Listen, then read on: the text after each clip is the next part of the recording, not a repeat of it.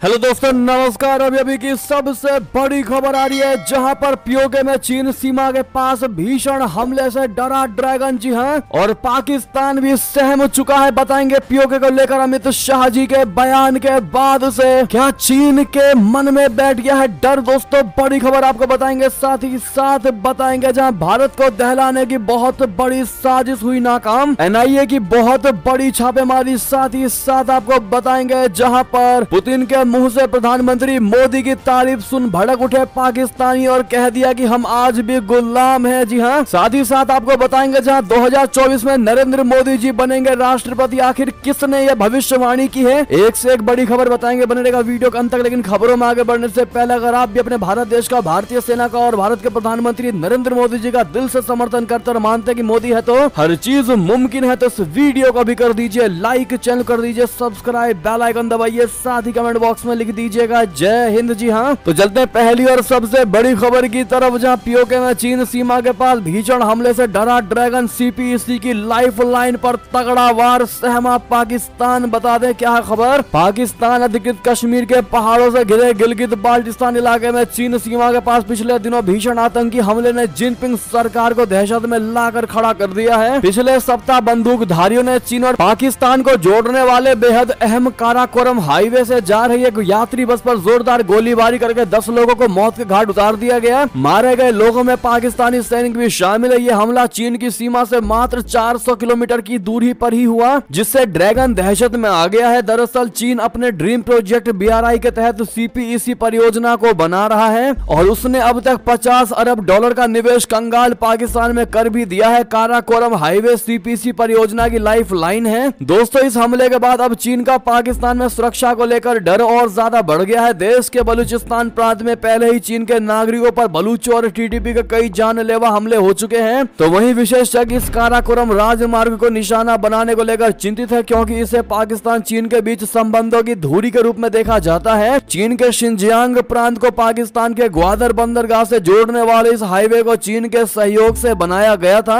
और साल 1986 में इसे यातायात के लिए खोल दिया गया था। जी हाँ दोस्तों, अब जिस प्रकार से टीटीपी गिलगित बाल्टिस्तान इलाके में काराकोरम हाईवे पर हमले कर रही है, ये कहीं ना कहीं चीन के इस प्रोजेक्ट को दोस्तों बहुत बड़ा और तगड़ा झटका देने वाले हैं। और ये कहीं ना कहीं इसका सबसे बड़ा खामियाजा चीन को तो भुगतना ही पड़ेगा, लेकिन पाकिस्तान की वाकई में खैर नहीं रहेगी दोस्तों। लेकिन आपको ये भी बता दें कि पीओके होते हुए, गुजरते हुए ये जिस प्रकार से हाईवे बनाया जा रहा है दोस्तों, कहीं ना कहीं भारत हमेशा से इसके विरोध में रहा है, क्योंकि ये भारत और पाकिस्तान के बीच विवादित क्षेत्र में से गुजरता जा रहा है। इस पर भारत कभी नहीं चाहेगा कि चाइना रास्ता बनाए। बहरहाल इस पर आप ये जो भी राय हो कमेंट में लिखकर अवश्य बताएगा। लेकिन चाइना में दहशत फैल गई है। चलते और खबर की तरफ, जहां भारत को दहलाने की साजिश नाकाम, एनआईए की बड़ी छापेमारी। बता दें आईएसआईएस के बड़े आतंकी प्लान का पर्दाफाश हुआ है। आईएसआईएस के गिरफ्तार एक आतंकी के कबूलनामे से कई खुलासे हुए। इनका अहमदाबाद और गांधीनगर में आईएसआईएस के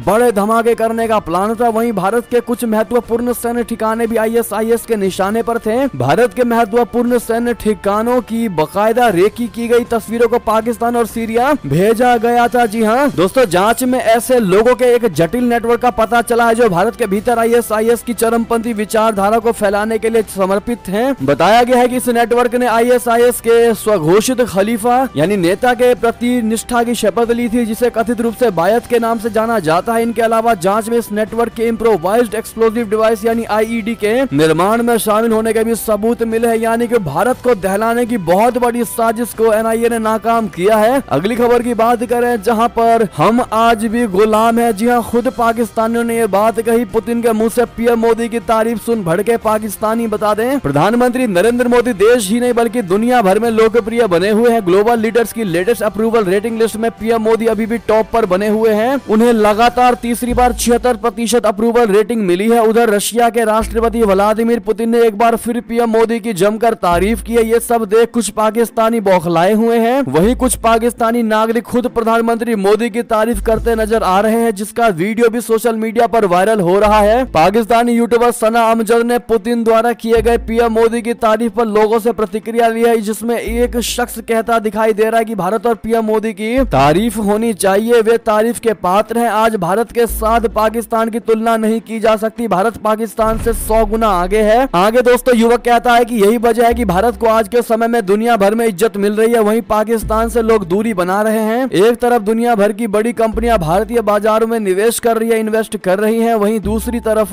पाकिस्तान से कंपनियां भाग रही हैं। इतना ही नहीं, पाकिस्तानी युवक आगे कहता है कि अमेरिका जैसा दिग्गज मुल्क आज के समय में इंडिया के तलवे चाट रहा है। इजराइल भारत से उम्मीद भरी निगाह से देख रहा है। सऊदी अरब मुस्लिम देश होने के बाद भी भारत के पीएम मोदी को इज्जत दे रहा है। यानी कि दोस्तों पाकिस्तानियों ने जमकर पीएम मोदी और भारत की तारीफ की। इतना ही नहीं, आगे पाकिस्तानी युवक कहता है कि हम फिजिकली भले ही 1947 में आजाद हुए थे, लेकिन मानसिक तौर पर हम आज भी गुलाम है। जी हाँ, एक चीज तो है कि पाकिस्तानियों को आईना जरूर दिखाई दे रहा है। अगली खबर की बात करें, जहां भारत के दोस्त आर्मेनिया को फ्रांस ने दिया हथियार तो बौखलाए तुर्की के खलीफा एर्दोगन, घबराया अजरबैजान, बताते खुद को मुस्लिमों का खलीफा समझने वाले तुर्की के राष्ट्रपति रेसेप तैयब एर्दोगन अब फ्रांस पर आग बबूला है। तुर्की के राष्ट्रपति एर्दोगन ने फ्रांस के आर्मेनिया को हथियार देने के फैसले को उकसावे की कार्रवाई बताया है। दरअसल फ्रांस ने आर्मेनिया को 50 बस्ती ऑन आर्म्ड व्हीकल देने का ऐलान किया। इससे तुर्की और उसका दोस्त अजरबैजान भड़के हुए हैं। इससे पहले तुर्की ने अजरबैजान को घातक TB2 ड्रोन दिए थे, जिसकी मदद से वो नागोर्नो काराबाग पर कब्जा करने में सफल रहा और उसने आर्मेनिया को मात दे दी। और इस दौरान पाकिस्तान ने भी अजरबैजान को ड्रोन की सप्लाई की थी।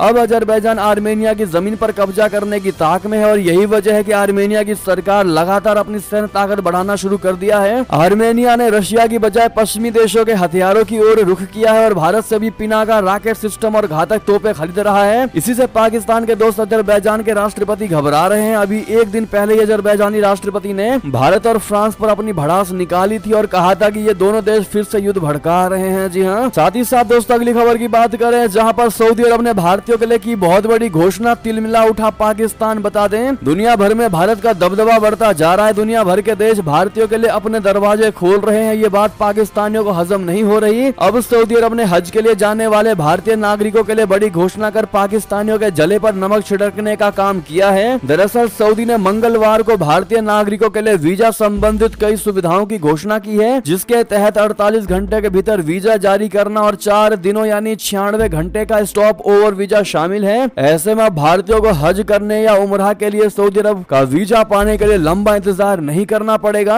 अब ऐसे में दोस्तों इस मुद्दे पर पाकिस्तानी का वीडियो वायरल हो रहा है, जो कह रहा है कि आखिर सऊदी अरब भारत को सारी सुविधाएं दे रहा है और सुविधाएं देना भी लाजमी है, क्योंकि पाकिस्तान से हमारे लोग क्राइम करने विदेश जाते हैं। जी हाँ, और कहा कि पाकिस्तान के लोगों ने दुनिया भर में खुद अपनी इज्जत गंवाई है। बहरहाल दोस्तों इस पर आपकी क्या निजी राय होगी, बताइएगा जरूर। अगली खबर की बात करें, जहां नॉर्थ कोरिया का बहुत बड़ा पलटवार, कहा मुझे रोकना मुमकिन नहीं है। जी हाँ, जापान ने की बड़ी अपील, कहा किम जोंग को कैसे भी रोकिए। दरअसल उत्तर कोरिया के परमाणु मिसाइल प्रोग्राम ने अमेरिका और उसके मित्र देशों को चिंता में डाल रखा है। यही वजह है कि उसके बढ़ते हुए प्रभाव को देखते हुए अमेरिका, दक्षिण कोरिया और जापान के राष्ट्रीय सुरक्षा सलाहकारों ने बैठक की। इस बैठक में जापान ने अपने सैन्य सहयोगी यूएसए और दुनिया के बाकी देशों से किसी भी तरह उत्तर कोरिया के परमाणु कार्यक्रमों को रोके जाने की अपील की, जिसके बाद नॉर्थ कोरिया ने जवाब दिया कि हमें रोकना मुमकिन नहीं। साथ ही साथ अगली खबर बता दें, सीएम योगी ने समीक्षा बैठक में अधिकारियों को दिए बड़े निर्देश, कहा मदरसों के बाद अब यूनिवर्सिटी में करेंगे ये काम। दरअसल उत्तर प्रदेश के मुख्यमंत्री योगी आदित्यनाथ जी ने अधिकारियों से यह सुनिश्चित करने को कहा है कि नोएडा और ग्रेटर नोएडा के विश्वविद्यालय युवाओं में नशीली पदार्थों के खतरे से निपटने के लिए आंतरिक दल गठित करें। उन्होंने गौतम बुद्ध नगर प्रशासन के अधिकारियों, पुलिस विभाग और चुने हुए प्रतिनिधियों के साथ एक समीक्षा बैठक के दौरान निर्देश दिए। पिछले कुछ महीनों में नोएडा और ग्रेटर नोएडा में कई मादक पदार्थ तस्करों को गिरफ्तार किया गया है और उनके पास से बड़ी मात्रा में प्रतिबंधित पदार्थ जब्त किए गए हैं। पुलिस ने पाया कि इन तस्करों के निशाने पर कॉलेज और विश्वविद्यालय भी थी। साथ ही साथ अगली खबर बता दें, जहां पर 2024 में नरेंद्र मोदी जी बनेंगे राष्ट्रपति, अमित शाह जी होंगे प्रधानमंत्री। जी हां, इस दिग्गज किसान नेता ने कर दी बहुत बड़ी भविष्यवाणी। बता दें 5 राज्यों में हुए विधानसभा चुनाव में 3 में बीजेपी को शानदार जीत मिली है, जहां बाकी के 2 राज्यों में नए मुख्यमंत्री अपना पदभार ग्रहण कर चुके हैं। तो वहीं मध्य प्रदेश, छत्तीसगढ़ और राजस्थान में बीजेपी ने अब तक मुख्यमंत्री के नामों का खुलासा नहीं किया है। इन तीनों राज्यों में मुख्यमंत्री पद का चेहरा कौन होगा, इसको लेकर संशय बरकरार है। लोकसभा चुनाव होने में 6 महीने से भी कम का समय बाकी है। ऐसे में बीजेपी लोकसभा चुनाव को ध्यान में रखते हुए मुख्यमंत्री के चेहरों का चुनाव कर सकती है। इसी बीच लोकसभा चुनाव को लेकर एक दिग्गज नेता ने बहुत बड़ी भविष्यवाणी कर दी है। जी हां, 5 राज्यों के विधानसभा चुनाव परिणामों को जहां एक और लोकसभा चुनाव का ब्लूप्रिंट माना जा रहा है, तो ऐसे में भारतीय किसान यूनियन के नेता राकेश टिकैत ने लोकसभा चुनाव को लेकर बड़ी बात कह दी है। राकेश टिकैत का कहना है कि अगले साल होने वाले लोकसभा चुनाव में बीजेपी जीतेगी जरूर, पर नरेंद्र मोदी प्रधानमंत्री नहीं बनेंगे। जी हां, टिकैत ने कहा कि देश में सरकार तो बीजेपी की ही बनेगी, लेकिन पीएम कुर्सी पर नया चेहरा दिखेगा। उन्होंने वर्तमान पीएम नरेंद्र मोदी, गृह मंत्री अमित शाह जी और सीएम योगी आदित्यनाथ को लेकर भी चौंकाने वाली बातें कही। उन्होंने कहा कि नरेंद्र मोदी राष्ट्रपति का पद संभालेंगे, जबकि तत्कालीन गृह मंत्री अमित शाह को प्रधानमंत्री और यूपी के सीएम योगी आदित्यनाथ को